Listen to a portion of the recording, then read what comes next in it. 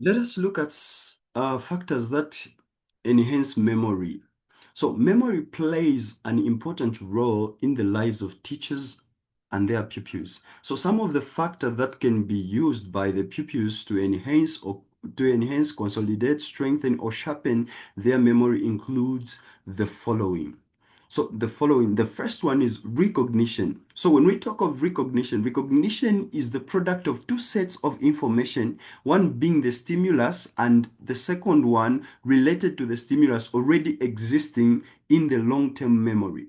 So what we talk about, what we mean, what this means is that when you encounter a stimulus, something from the outside. That's the first information, the detection of the stimulus. That's the first information. Now, there is the second information, which is already existing in your mind, in your memory, that is able to recognize that information. So there is two information, the information that is detected from the stimulus and the information that is already existing in your mind. For example, if I told you to close your eyes, then I give you um I give you I give you a knife in your hands. So when I give you a knife in your hands, what happened is that when you touch that knife, your mind, the touch, the senses will detect what that is, the object you touch. Okay, it's sharp, it's like this.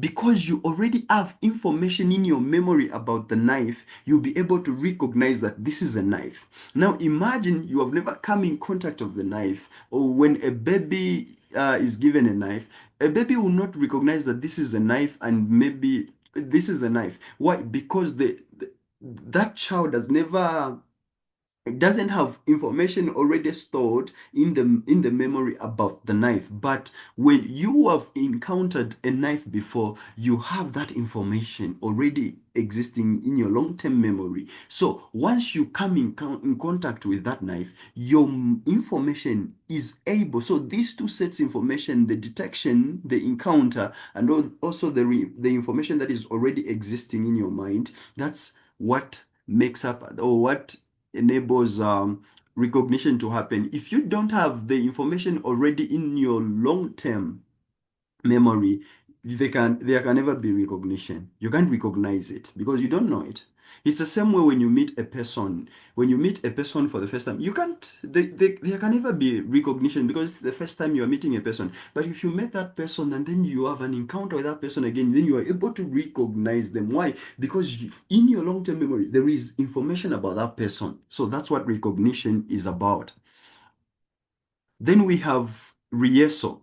So constant practice of an activity for permanent storage. That's what rehearsal is, the constant practice of an activity for permanent storage. The purpose of rehearsal is to permanently store information, store an experience. That's the purpose of rehearsal. There are two types of rehearsals, namely maintenance rehearsal and elaborative rehearsal. So maintenance rehearsal, this is also called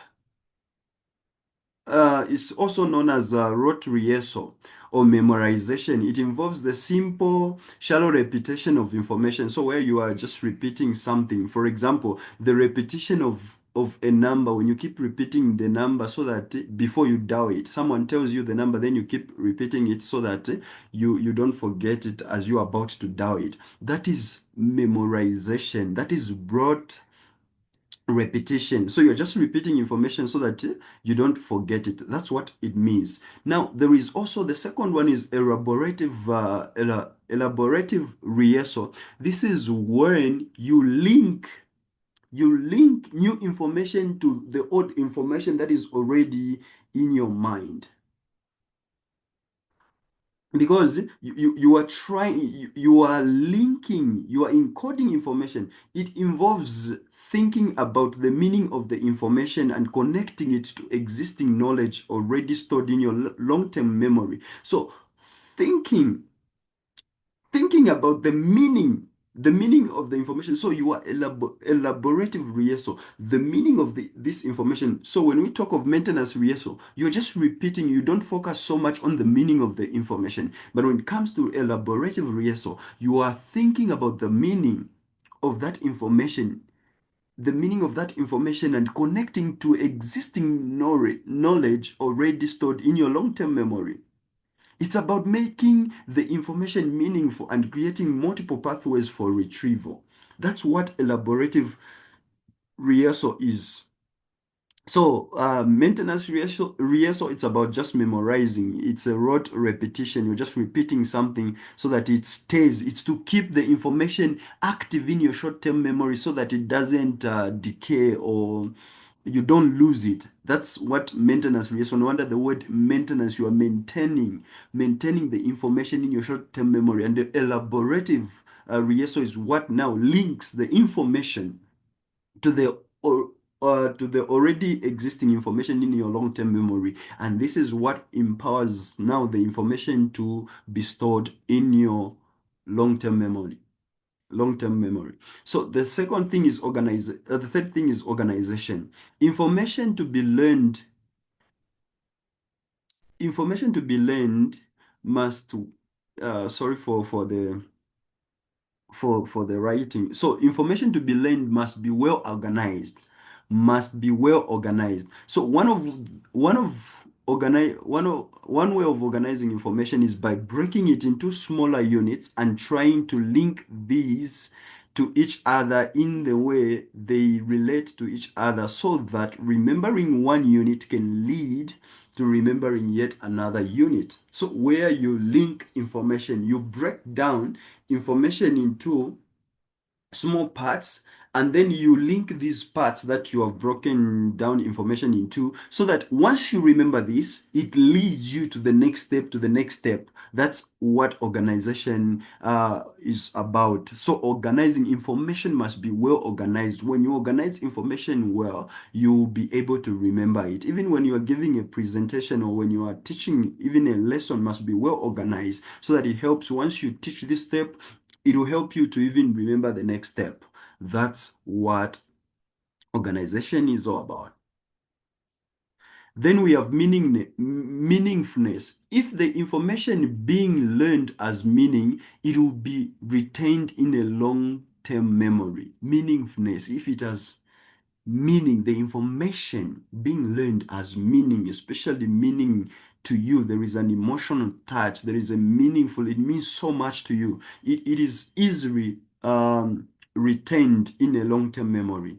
Then we have mnemonics devices. These are special phrases or symbols which may be used to group information. So mnemonics, I believe you are familiar with mnemonics. So the group of information, you come up with a phrase where you just group certain letters. It makes a certain words. When you say that words, it helps you to remember the whole information.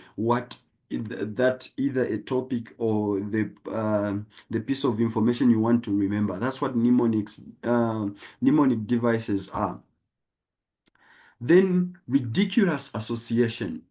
So learning is facilitated when the unknown is associated with the known. Wupe may be associated with gift. So this is an amazing thing. It's similar to classical conditioning when we talk about ridiculous association. So it's when you associate what you are learning with something that you already know, or something that is very familiar to you. So when you associate that, you easily remember what that means.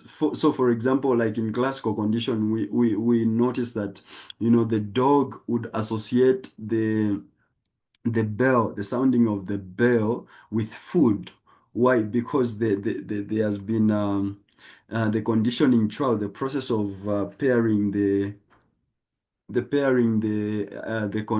neutral stimuli uh, with the unconditional stimuli, so that we elicit a response. So in the same way, when you look at that, when you look at that, even in learning, if you want to enhance your memory, you have to learn to associate ridiculous associations. Sometimes it's maybe a joke. If you put, maybe you add a joke to just a joke, something funny to remind you, you make it funny. It helps you to remember the information. That's what ridiculous association is all about.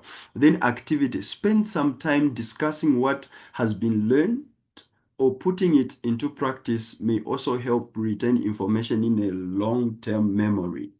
Activities, spend time discussing what is learned, putting it into practice. Practice what you're learning. It will help you retain information in the long-term memory. Then we have emotional states. So when you are feeling happy, you are more likely to remember happy thoughts, happy past events. Likewise, if you are feeling sad, you are more likely to remember the depressing thoughts, expressing depressing events. This one is self-explanatory. When you're happy, you usually remember things even when you are sad. So emotion states. Emotions are very important. Then another thing is physical exercise. Physical exercise has many benefits, including enhancement of your memory. Exercise keep the brain young and healthy. The more exercise you get, the longer you are able to prevent cognitive decline, even as you grow older, as a health body has a health mind. So do exercise, engage in exercise. It helps to enhance your memory. Then diet.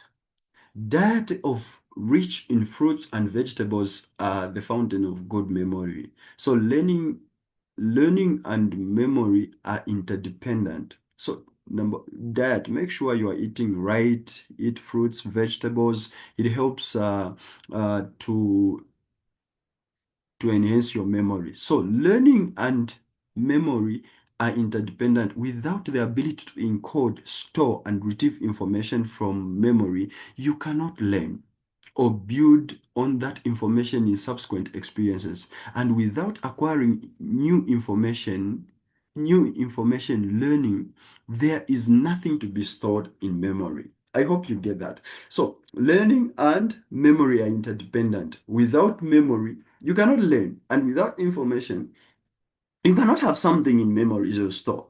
So that's what this is all about. These are the factors that can help you to enhance memory. And this is what the topic of memory is all about. So we have concluded the topic of memory in psychology. Thank you so much for taking time to learn. May God bless you.